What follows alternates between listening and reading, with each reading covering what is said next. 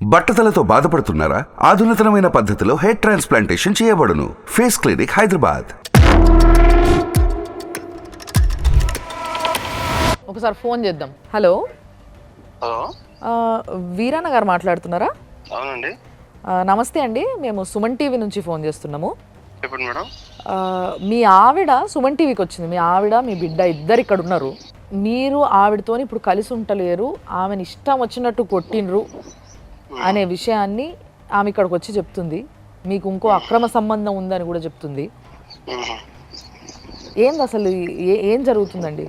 ఏమో తెలియదండి నాకు కూడా పెద్దగా. ఆమె ఏం చేస్తుందో ఆమెకే తెలియాలి.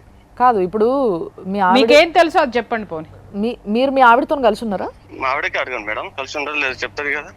అంటే ఆమె లేదు, అలా అమ్మగారి ఇంట్లో ఉంది, మీరు ఇంకొక ఆమెను తీసుకొచ్చి పెట్టుకున్నారు అనేసి చెప్తుంది ఆమె. మరి ఆమె చెప్పి నేను నమ్మన్నాను మేడం. ఇక మేము చెప్పి నేను నమ్ముతారు ఇవన్నీ ఎందుకండి మేడం? ఇప్పుడు కోర్టులో నడుస్తుంది కదా మాది కేసు. అవునండి, కోర్టులో నడుస్తుంది. ఇప్పుడు ఇక్కడ కూడా ఫ్యామిలీ కౌన్సిలరు, అడ్వకేట్ ఉన్నారు, వాళ్ళు కూడా మాట్లాడతారు. ఎందుకంటే ఆవిడ పంచాయతీలు అయిపోయినాయి మేడం, అన్ని పంచాయతీలు అయిపోయినాయి, అన్ని దాదాపు 10-15 పంచాయతీలు అయిపోయినాయి, అన్ని కేసులు అయిపోయినాయి, అన్ని అయిపోయినాయి మేడం. అన్ని చేసే కాడికి అన్ని చేసింది. మరి మీ భార్యతో మీకు ఏంది ప్రాబ్లం చెప్పండి నాకు ఒక్కసారి. ఆమెకి ఏం తక్కువ చేశాను? అంత తప్పుడు పని చేయడానికి ఆమెకి ఏం అవసరం వచ్చింది? అంత తప్పుడు పని ఏం చేసింది మీ భార్య?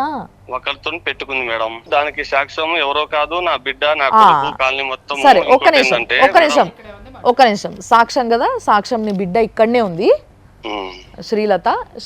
మీ అమ్మకి ఎవరితోనో వేరే వాళ్ళతో కనెక్షన్ ఉందట, మీ నాన్న చెప్తున్నారు. దానికి సాక్ష్యం నువ్వేనట. నువ్వేమంటావు మరి? ఒక్కసారి మీ పాపతో మాట్లాడండి. మీ బిడ్డతో మీరు మాట్లాడడానికి ఏముందండి? ఒక్కసారి మీ పాపతో మాట్లాడండి. హలో, చెప్పు చెల్లి. ఏమన్నా డాడీ? నేను ఎవరితో ఏమనలేదు, అన్న ఏమనలేదు, ఇంకోళ్ళు ఏమనలేదు, అందరు ప్రతిరోజులే. మీరు నా దగ్గర రికార్డింగ్ లేదనుకుంటున్నావా? నువ్వు మాట్లాడింది, నువ్వు చెప్పింది, పంచాయతీలో చెప్పింది. వీరన్న గారు, ఆ రికార్డులు మాకు పంపించండి, మేము అవి కూడా మేము వింటామండి. వీరన్న గారు కాదండి, వద్దులే అంటున్నారు. మీ తరపున ఉంటే మేము స్ట్రాంగ్ గా మాట్లాడతాం కదండి. మా తరపున ఉన్న స్ట్రాంగ్ మాట్లాడి ఏం చేస్తారు మేడం? పోయిన దాన్ని తీసుకొచ్చి నాకు అంట కడతారా? కట్టలేరు కదా. అవునండి, ఎందుకు అంట కట్టమండి? భార్య అన్న తర్వాత ఎట్లా వదిలేస్తామండి? అంటే ఎవరున్నారు మీ ఇంట్లో? ఎవరున్నారండి? వాళ్ళ ఇంట్లో ఎవరున్నారు?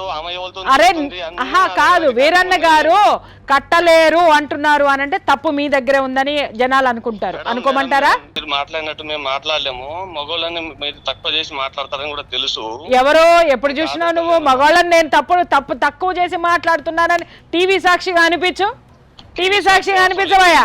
మీ వీడియోలు ఎన్నిసార్లు చూస్తలేను మేడం. ఎన్నిసార్లు చూసినప్పుడు మగవాళ్ళని ఎప్పుడు తక్కువ చేసి మాట్లాడినా నేను? అదే పని.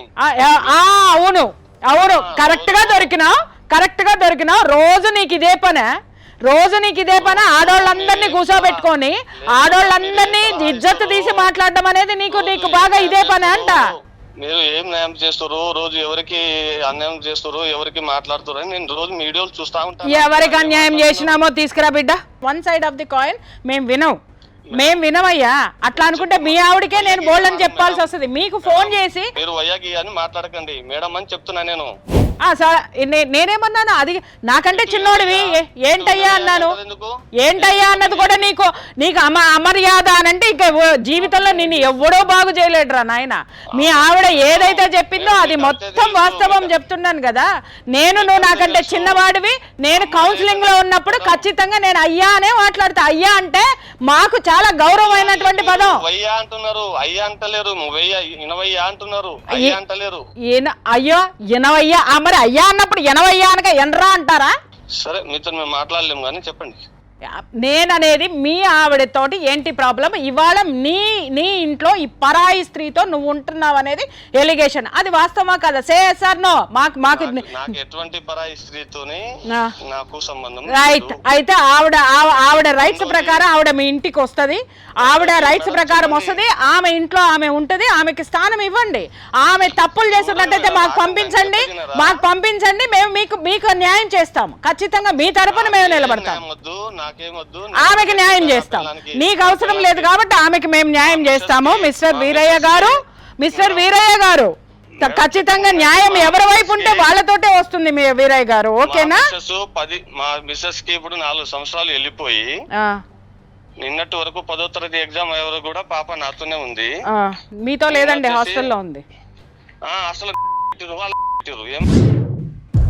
మా నీ దగ్గరికి ఎందుకు వస్తాను రా భయ్? పెడితే నీ దగ్గరికి ఎందుకు వస్తా? మంచిగా మాట్లాడు, సంజాయించి మాట్లాడు. నేను చాలా మర్యాదగా మాట్లాడతా. నీ అంటే నా పడితే డాష్ బగలు కొడతాడు వచ్చి. ఏం తమాషా పడుతున్నావా? తమాషాలు తెలుస్తున్నావా? నువ్వు ఇక్కడ కూర్చొని ఒక ఉన్నతమైనటువంటి స్త్రీతో మాట్లాడేటటువంటి సిచ్యువేషన్ సరిగ్గా లేదంటే నువ్వు నీ భార్యని సరిగ్గా చూసుకున్నావని మేము అనుకుంటున్నావా? సరే వీరయ్య, నేను చెప్తున్నాను విను వీరయ్య. చుక్కలు చూపిస్తా నీకు చుక్కలు చూపిస్తా. నడు. మరి ఇంత దారుణంగా మాట్లాడదు.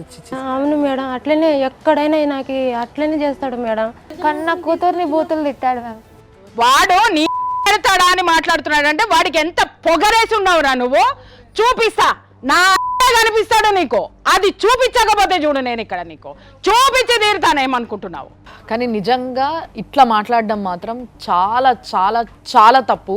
అయ్యా, నీ భార్య ఇట్లా చెప్తుంది, ఒక వైపు వినము, రెండో వైపు కూడా వింటాము అని ఫోన్ చేస్తే ఉల్టా ఒక పెద్దావిడిని పట్టుకొని ఈ మాట అనడం ఎంతవరకు కరెక్ట్? ఎంత దరిద్రంగా మాట్లాడుతున్నాడు ఆయన. ఏమన్నా తెలివి, నీతి, నిజాయితీ అసలు ఒక మొగోడు అట్లా మాట్లాడతాడా? ఒక మాట చెప్తున్నాను, అతనికి ఆడదానితోటి పడుకోవడం ఒకటే వచ్చు. నేను ఈ పదం మాట్లాడకూడదు. వాడు అదే ధ్యాసలో అదే విధంగా కట్టుకున్న భార్యను కూడా ఆ విధంగానే బయటికి నెట్టేసేసి రోడ్డును పడేసిన కూతుర్ని అక్కడ కూర్చోబెట్టుకొని తల్లికి అక్రమ సంబంధం ఉందని కూతురికి తెలుసని బుకాయించే ఇంతకంటే సంస్కారంగా మాట్లాడతాడని మనం ఎక్స్పెక్ట్ చేయడం అనేది కరెక్ట్ కాదు. చెప్పు తల్లి, నువ్వు చెప్పేంది ఏమన్నాడు మీ డాడీ? నా దగ్గర ఉన్నప్పుడు ఆమె రికార్డింగ్ చేసి పంపించింది. నువ్వు కూడా మీ అమ్మ లెక్క అవుతున్నావా, అవుతున్నావా, నువ్వు కూడా అక్కడ ఎవరైనా ఉంచుకున్నావా అని అంటుంది. ఎవరు? ఆమె అంటుంది. మా డాడీ పక్క నుండి ఆమె కంటే ఆమె నాకు చెప్తుంది. కాదు, అసలు ఆమెకేం సంబంధం? నీతో మాట్లాడాల్సిన అవసరం ఏముందమ్మా? అంటే దుబ్బతండలో నీ అమ్మలాగా నువ్వు కూడా తయారైతున్నావు, నువ్వు కూడా చూసుకున్నావా? ఆవిడెవరమ్మా నీ బిడ్డతో మాట్లాడడానికి? ఆమె ఎవరు? ఆమె ఏ వరసతోటి ఉంది, ఏ సంబంధంతో నీ బిడ్డతోటి ఆ మాట మాట్లాడింది? ఊరే నువ్వు ఇట్లాంటి గలీజు పనులు చేస్తూ గలీజు మనుషుల్ని నీ చుట్టూ పెట్టుకొని ఇక్కడ నువ్వు నీ ఇష్టం వచ్చినట్టు మాట్లాడితే ఊరుకుంటామని మాత్రం అనుకోకు. ఇక్కడ ఏమి చేతగాక కూర్చోలేదు మేము. ఇక్కడ చేతగాక, ఇది ఒక వ్యవస్థ అన్న విషయాన్ని మర్చిపోకండి. మొన్న ఇంటికి వస్తే పాపకు బస్ ఎక్కించిండు మేడం, ఉండకూడదు ఇంట్లో అని. ఎందుకు? ఇంటికి వస్తే నువ్వు మీ మమ్మీ దగ్గరికి వెళ్తా అని అన్నావు కదా, మీ మమ్మీ దగ్గరే ఉండిపో, నాకేం అవసరం లేదని చెప్పి మళ్ళీ బస్ ఎక్కిచ్చేసాడు. ఇంటి వరకు కూడా వెళ్ళలేదు. ఇంటి వరకు వెళ్ళాలా అంటే అది తీసుకురావద్దని ఉంటుంది, పెట్టుకున్నాడుగా ఒకదాన్ని. ఆమెతో మాట్లాడినట్టున్నాడు, బయటికి వెళ్ళి మాట్లాడేసి ఇక నన్ను వచ్చి వెళ్ళిపో నువ్వు, నేను నీకు బస్ ఎక్కిస్తాను వెళ్ళిపో అని చెప్పి బస్ ఎక్కి. ఒరే నీకు అర్థం కాక అడుగుతాను, అసలు కన్న కూతుర్ని సైతం నువ్వు రోడ్డు మీద పడేసి బజారు దానితో మొగుడిని వదిలేసింది, పిల్లల్ని వదిలేసింది, ఒక బజారు దాన్ని పెట్టుకొని నువ్వు ఏం మాట్లాడుతున్నావు? తెలివిగా మాట్లాడుతున్నాను అనుకుంటున్నావా, లేకపోతే గొప్పోడిని అనుకుంటున్నావా? పెట్టి చూడు గొప్పోళ్ళ దాంట్లో చెయ్యి, ఏం జరుగుతుందో ఎరక్కొట్టి పంపిస్తారు. అదే జరుగుతుంది రేపొద్దున నీకు. అసలు మైనర్ అయిన బిడ్డని పట్టుకొని మీది నుంచి బూతులు తిట్టించడం ఆమెతో అంటే ఒక ఆడపిల్ల సార్, పాపం ఆ పిల్ల బ్రెయిన్, ఆ పిల్ల మనసు ఈ ఏజ్లో ఏమైపోవాలి? ఏంది సంగతి ఇది? డెఫినెట్లీ అమ్మాయి కంప్లైంట్ ఇవ్వచ్చు. ఒకవేళ కనుక అమ్మాయి కంప్లైంట్ ఇస్తే ఇష్యూస్ చాలా సీరియస్గా ఉంటుంది. ఎందుకంటే అమ్మాయి మైనర్ యాక్చువల్లీ. అవును, ఓకే, మైనర్ కాబట్టి మైనర్ మీద అట్లాంటి చర్యలు తీసుకోవడం చాలా హీనమైన చర్య. అది మీరు కంప్లైంట్ ఇవ్వండి అమ్మా, మీరు డెఫినెట్లీ వాళ్ళు చర్యలు తీసుకుంటారు. చాలా హీనియస్, చాలా క్రిటికల్గా ఉంటుంది కండిషన్. కాబట్టి మీరు డెఫినెట్లీ అది కంప్లైంట్ ఇవ్వాలి మీరు. సార్ నిజంగా ఈ విషయంలో కంపల్సరీ మేము మీ వెనుకుండి, సుమన్ టీవీ నిన్ను నడుపుతుంది. నేను చెప్తున్నా, ప్రతి ఒక్క తండ్రికి బుద్ధి రావాలా. ఆడపిల్లని కనడం కాదు, దాన్ని అపురూపంగా పెంచుకోవడంతో పాటు నువ్వు ఎట్లా బిహేవ్ చేయాలి, ఎట్లా మాట్లాడాలి, ఎట్లా చూసుకోవాలి అనే విషయం తెలిసి ఉండాలి.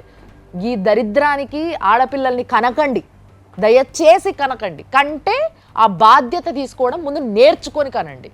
ఇంత దరిద్రంగా మాత్రం ట్రీట్ చేయకు. ఆడపిల్లైనా మగపిల్లలైనా పిల్లలమ్మా. ఈ భూమి మీదకి వచ్చినటువంటి పిల్లలు అంటే పశువులు కానీ పశువుకి వీళ్ళకి సంబంధం తేడా లేదన్నమాట. అరే నువ్వు కూర్చున్నది ఎవరి షోలో కూర్చున్నావు, ఏ షోలో కూర్చున్నావు?